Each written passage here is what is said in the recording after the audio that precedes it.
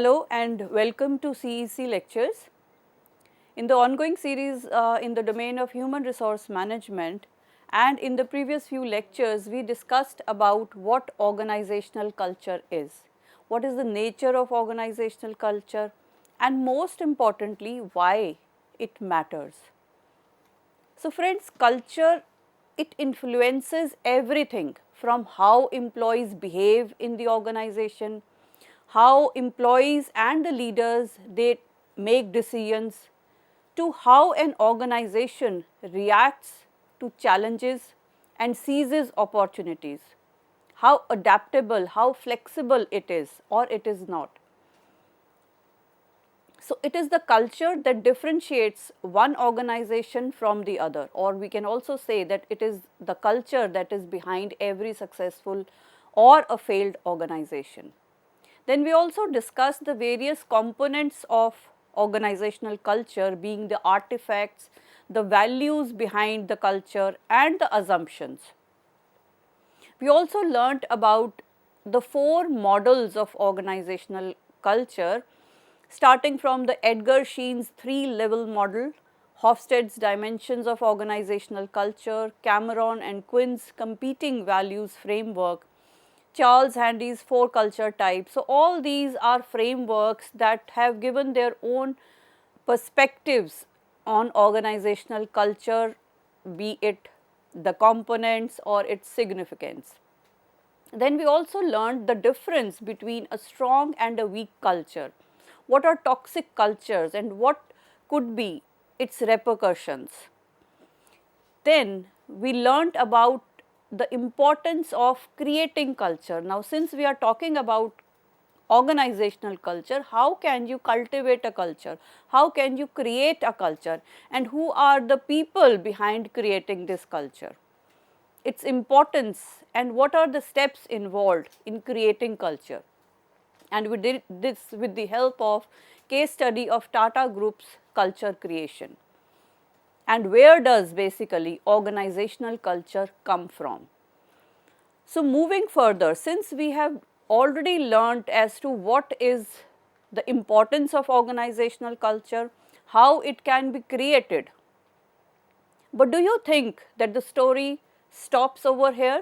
Do you think it is the end of the game when we have already learned that, okay, this is how we create a culture? Do you think it is the end? No, it is not, because sustaining that culture is equally important. So, today we are going to talk about sustaining organizational culture. Why sustaining a culture matters. Just like creating culture, it is equally important that we sustain that culture, but why? Then we will also learn as to what are the strategies to sustain a culture. Then since we are talking about organizational culture, don't you think that the human resource management departments, they would be having a pivotal role in sustaining this culture? So, we are going to understand the role of the HR departments in sustaining organizational culture, means what they are doing to sustain a culture. And then we will understand all these aspects through 2 case studies, one of the Southwest Airlines and the other of Patagonia. So, let us start today's discussion on sustaining culture. So, friends, organizational culture is not a one-time game or a one-time initiative. It is a living system that needs ongoing reinforcement. Sustaining culture means you have to preserve the values and behaviors that define an organization. It is important. Why? Because people would come and people would go. So, as new people come, we have to sustain our original culture, because when different people come from different organizations, they bring in their own behaviors, their own values. So, are these individual values aligned to the organization's values or not?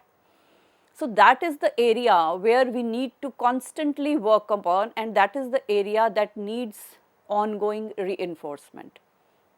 So, you have to ensure consistency across teams and times.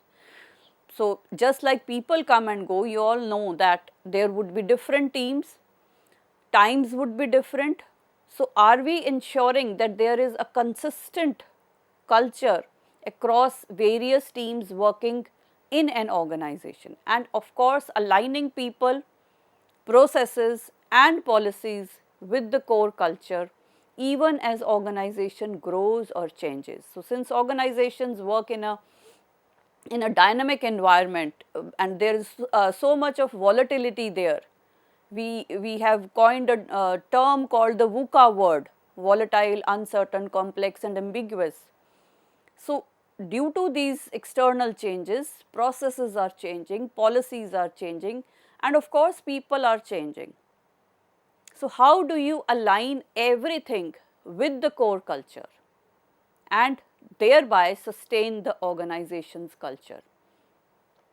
So why sustaining culture matters? That is the paramount question. So it prevents cultural erosion during growth, mergers or leadership change. So as it said that people come and people go. So when people are going, do you think your culture is being eroded? Or when there are mergers or there are acquisitions where two organizations are being merged, so don't you think that the culture also erodes? Because if somebody else is taking over the organization, that organization will bring its own culture. Similarly, leadership changes happen all the time. The top positions in the management, they are also changing. So if the leader is changing, don't you think that the culture would again change? So that is the importance, that is why we need to sustain culture, because of this growth and merger and leadership changes, the culture can erode. So it enhances employee engagement, and when people bring in passion, people take an extra mile for the organization, people are passionately involved in their work, that would infuse loyalty in them. And when people are engaged, when people are loyal, it is often observed that the retention of employees increases. So that is why sustaining culture would matter, because if every single day the culture is changing, people won't be engaged, people won't be loyal. People would be loyal when the culture remains the same, when the culture is sustained. Then it also ensures strategic alignment across departments and geographies. So you must have seen uh, in big organizations or MNCs that no matter where the organization is situated, be it in Asia or in Africa or the US or India for example, the culture is the same. So when the culture is sustained, it would ensure that there is strategic alignment within the departments, between the departments and between across geographies. Then it also strengthens brand identity. Now we all know Tata Group for its sustained culture of philanthropy, of pro people kind of a culture they have, always helping people, always thinking about the benefit that could be given to their people. So that is their brand's identity. And there are so many other examples also. We have the example of Google or for innovation. So you can say that when you are able to sustain a culture, you can build your own brand's identity, and that would bring in organizational resilience. Now friends, since we have understood as to the importance of sustaining culture, why sustaining culture matters. Now the next question is that how to sustain a culture, and what could be the strategies that could be used to sustain organizational culture, because everything around is changing.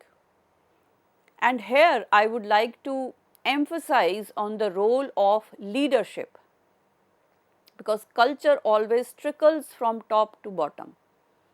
The entry level people don't create culture. It is always the top management, the owners, the founders, they are the people behind building and sustaining culture. So we can easily say and accept the fact that the role of leadership is of paramount importance. So, leaders must consistently embody the culture in their actions, decisions and communication.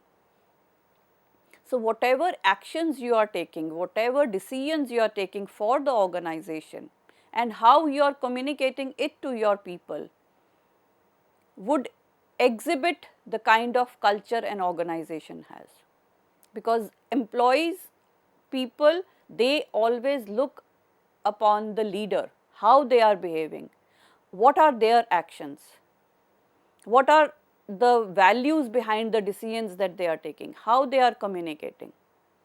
So, people always imitate what leaders do more than what they say. So, it is always said that actions speak louder than words. So, it is these actions that people are going to understand related to the context of sustaining culture. So, culture is caught and not taught. So, if transparency, for example, is a core value, leaders must share information openly and accept feedback. So, if you are saying that we have a culture of transparency as an organization, we are a transparent organization and we value that. So, it is for the leaders to share all the information openly and have an open, honest communication with the people. Only then, they would be able to understand the role of transparency. Then consistent communication and storytelling. So, you can reinforce cultural values through internal newsletters, how you celebrate employee behaviors that are aligned with the core values. Means if people are following the culture, you must celebrate those behaviors. Then you can also share culture moments or success stories. For example, Tata Group often highlights employees who act with integrity or go beyond for social causes, reinforcing its ethical culture. So, if you are saying that you believe in ethical culture and you promote or vouch for ethical culture, then you need to work for those people who are actually reinforcing these, who are actually behaving or promoting that kind of an ethical culture. You need to celebrate their achievements, you need to celebrate their behaviors. Only then other people would also get a motivation or how you need to stand by your culture. Then what else can you do? You can align your policies and practices, and here the role of again the HR people comes into play. So, you have to ensure that all HR and operational policies, they reflect your cultural values, because the outside people would come to know about your organization only through how you are hiring, what kind of recruitment processes you are following, how you are onboarding your people, what is the performance appraisal process, how do you promote. So, it is important for the people to know the organization's culture through the HR operations, how you are resolving the conflicts among people, whom are you recognizing. So, we can say that how an organization or who the organization hires, who it fires and who it promotes is what people get to know about the culture from. So, if teamwork is valued, but promotions are based solely on individual performance, that means your culture has eroded and you have failed to sustain your organization's culture. So, this is an example of misalignment of what you are saying and what you are doing. Next is about onboarding and socializing. So, the way new employees are welcomed and integrated is key to transmitting cultural DNA. So, the new employees in the the domain of human resource management, it is often said that the first 2-3 months of employee joining an organization are very crucial in determining whether the person is going to stay or not. So, in the initial days, if you are not welcoming the person, your culture is clear. So, you can use mentors, orientation programs and storytelling to immerse these new joinees and get them a glimpse of what your DNA or what your cultural DNA looks like. So, set expectations clearly about the values and norms. So, what you appreciate as an organization, as I said, whom you are hiring, whom you are firing and whom you are promoting or rewarding, that clearly shows what your culture is. So, it is important for you to clearly set these expectations for the new joinees. Then cultural audits and feedbacks can also be done. You can regularly assess whether the culture is being lived and where the gaps exist. And this can be done through various surveys, through focus groups, through pulse checks, and adapt strategies based on what employees feel and experience. So, there would be times because of the dynamic environment, because of the technological changes or mergers or restructuring within the organization, there would be chances that organization is changing, and because of these changes, it is important to identify, are there any cultural gaps? Means we have created a culture, but are we able to sustain it or not? That needs to be assessed, and that can be done through all these surveys, focus groups and pulse checks. And when you identify that yes, there are certain gaps, then you need to adapt certain strategies. Then you can reward and recognize the behaviors that reflect the culture. It could be through cultural awards, it could be peer recognition platforms, or you can have a wall of fame for value champions. All these could be done to recognize people who reflect your organization's culture and to reward them, so that others are also motivated by their behaviors. Now, if you feel that there is a gap between what the culture should be and what it is currently, you need to address cultural misalignment proactively. So, when leaders or teams display behaviors which are misaligned with the core values, you need to intervene respectfully but decisively, so that you do not hurt anybody's feelings, but you are firm and decisive. And how it can be done? It can be done through coaching, retraining or role reassigned when it is needed. Now that we have understood the various strategies of how to sustain culture, the next topic of the day is the role of human resource management in sustaining organizational culture. So friends, as we know that organizational culture is the invisible thread that weaves together the values, the beliefs, behaviors and practices that define how an organization functions. So, while the leaders may shape the initial cultural foundation, it is the HR function that plays a pivotal role in sustaining and nurturing this culture over time. So, you cannot deny the role of human resource managers when it comes to sustaining organizational culture. As the custodians of people, practices and policies, HR professionals act as the bridge between strategic intent and the daily organizational behavior. So, what the top management has as a strategic intent and how the people are behaving within the organization, they have to be aligned, and that is the bridge where the role of HR professionals come into play. And in an era which is marked by rapid change, as I told you, hybrid work models, shifting employee expectations, sustaining a strong and a cohesive culture has become both a challenge and a competitive advantage.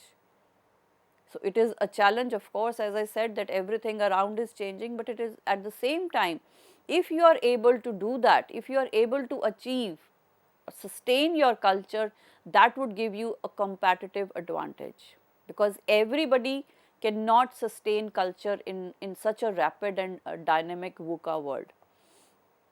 So, from hiring individuals who align with core values to designing the recognition systems that reinforce desired behaviors, HR always ensures that the culture is not just spoken about, but lived and expected throughout organization. So, it is not something which is in just a written statement, it is in black and white, it is there in the files, but nobody is following them.